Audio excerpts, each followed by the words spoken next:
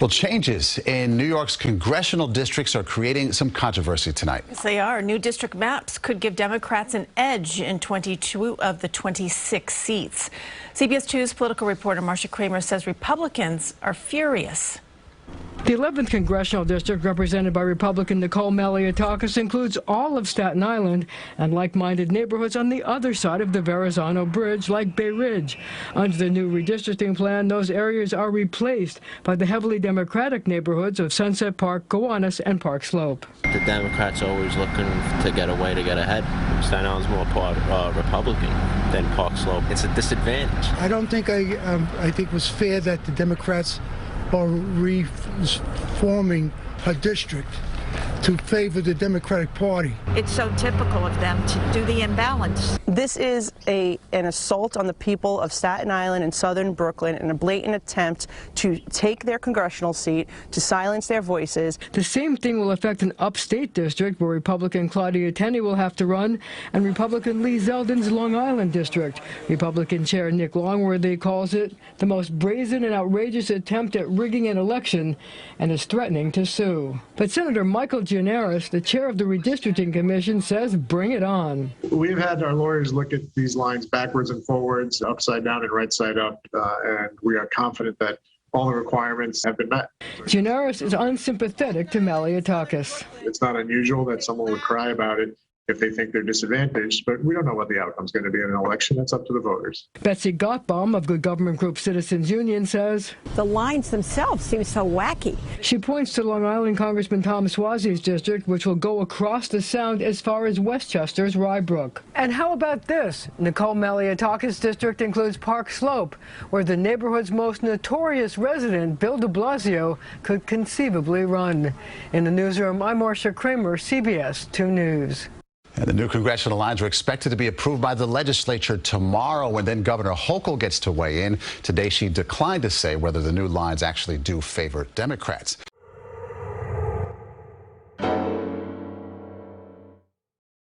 Hey, what's up, everybody? Just real quick. Hey, plus Rich Cotton.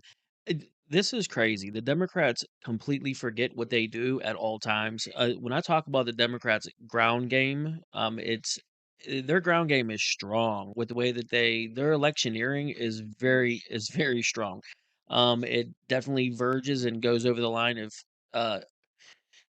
heating with a C. If you catch my drift, don't want to say it and get a fact check on his video. But yeah, the Democrats in Texas are abandoning their positions to try to block a vote for the Republicans redistricting in Texas, and it's just crazy. Like, this is going to be a quick one. What is wrong with them? Have you seen this? What are they? Why did they? Dozens of Democrats have left Texas to prevent a vote on a new congressional map. President Trump called on Republicans to redraw the districts in an effort to pick up 5 House seats in next year's midterms. You see the map right there. CBS News senior White House and political correspondent Ed O'Keefe is live for us in St. Charles, Illinois. This is where Texas Democrats have now fled when it comes to the redistricting issue. Good morning, Ed. I'm wondering how Texas Democrats are reacting to Governor Abbott's threat from them leaving the state. Errol, good morning. They've never come here to the land of Lincoln like this before, but Texas Democrats have pulled this maneuver a few times this century, leaving the state in protest of votes that they know may ultimately go through in hopes of drawing national attention to what Republicans are doing as they run Texas. In this case, you're right. The governor is threatening to arrest him, the Republican attorney general as well. They're going to face big fines for doing this, but the Democrats are defiant, saying what they're doing is reflecting the will of their constituents who don't want to see the Republican-led state legislature do what President Trump has asked them to do, redraw the state's congressional map to pick up 5 seats potentially next year, at least make them more competitive so that the party can hold off what normally are historic losses during a president's first midterm election. We spoke last week in Texas with one of the congressmen who would see his lines redrawn. His name is Mark Vesey. He represents the Fort Worth and Western Dallas section of the state. Quite concerned about what could happen to his district and to his constituents. Take a listen. Redraw, match Trump's energy. Match Trump's energy, exceed Trump's energy, but don't let him come in like he is the big bully and the rest of us are the little, cowering cowards. Like, literally match this man's energy or become nothing, become obsolete. So what VC and other Texas Democrats in the legislature and who serve in Congress are saying to Democrats across the country is, if you're in a Democratic-controlled state, a big one like California, here in Illinois, New York, Maryland, New Jersey, redraw your maps if you can. Because if Republicans are going to go through with this, Democrats then, they believe, have to match this. In California, they'd have to pass a referendum. In New York, they'd have to amend the state constitution. Here in Illinois, they've basically drawn the map already in a way to advantage Democrats. There really are no other parts of the state they can claim. So it's harder for Democratic states to come up with 5+ seats, potentially in a redraw.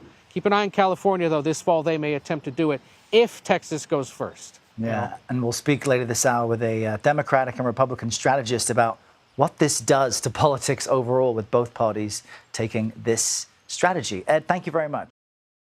So, of course, the Democrats fled Texas to try to block a vote on the GOP redistricting in Texas to their advantage. Now, of course, in typical fashion, they're pretending that what the GOP is doing is like illegal, it's unconstitutional, it's against the republic, it's against the people's wishes, and it's bad, and it's eroding our democracy whenever they do this. The Democrats just got done doing it. The links will be down in the description for a couple websites that I have here, Ballotpedia, and a couple other things that kind of explain what this is, what gerrymandering is, and really the Democrats use it as a very sharp tool, as a very strong weapon all the time.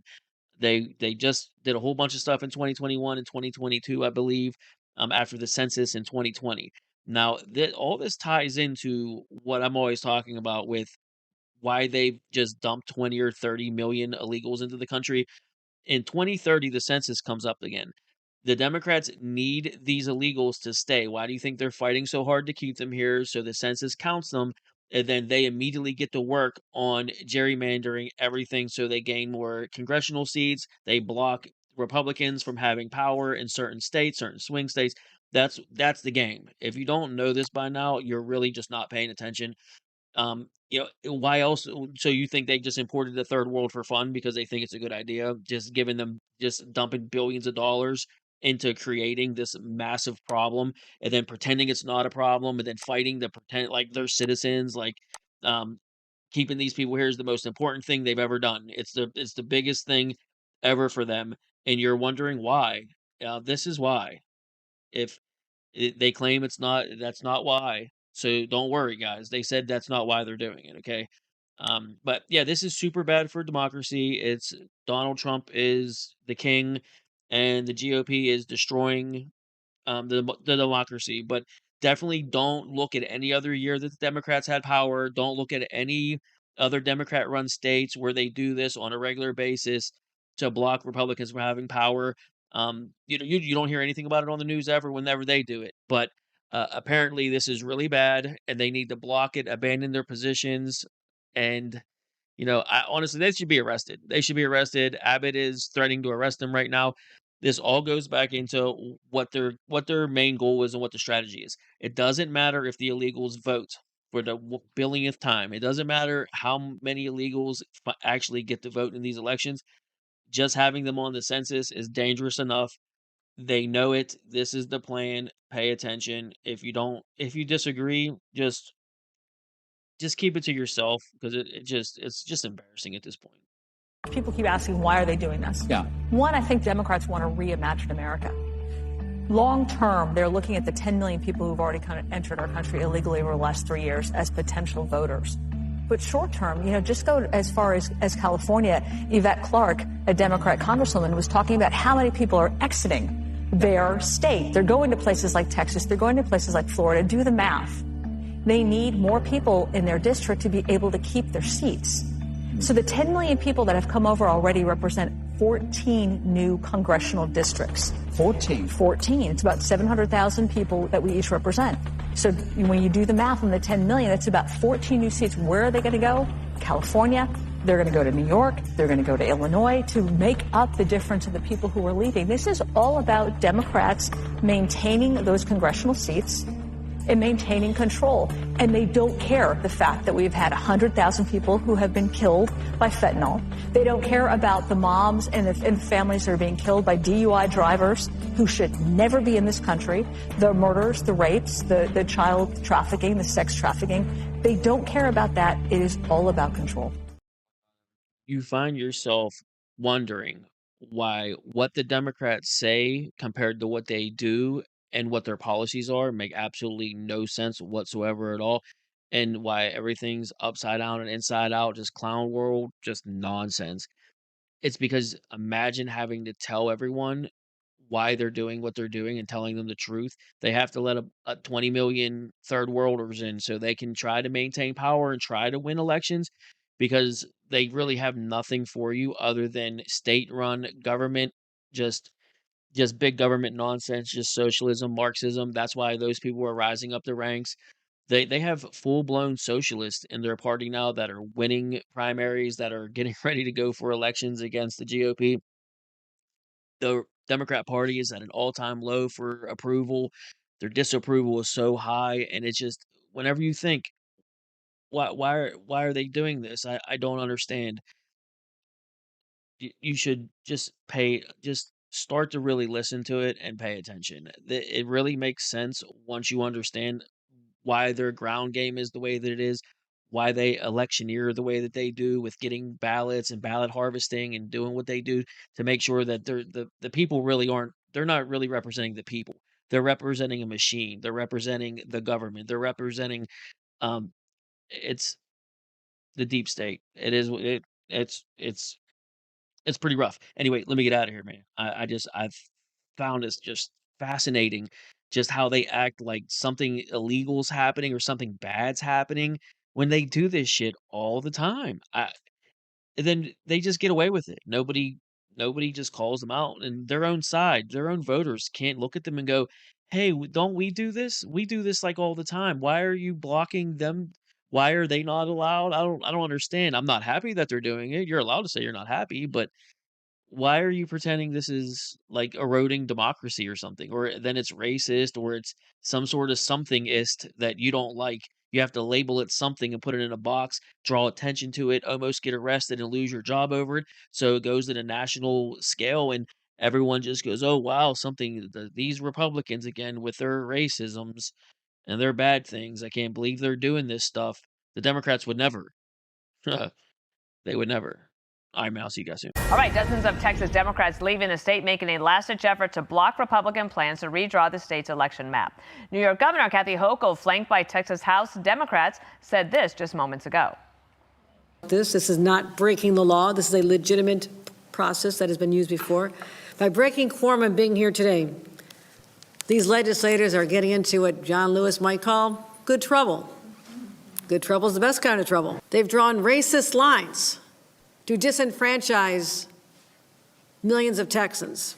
And Texas Governor Greg Abbott joins us now. Thank you so much. Can you tell us from your perspective, what is the issue? Why did they leave? So they're leaving and they've left because they're very un-Texan. Texans don't run from a fight. And there's a fight going on in the legislature right now about redistricting as well as other things. But I'll make two quick points, Dana, about this. For one, to run to states like New York and Illinois to protest redistricting is kind of like running to Wisconsin to protest cheese. It's just kind of outrageous. Those are New York and Illinois, too.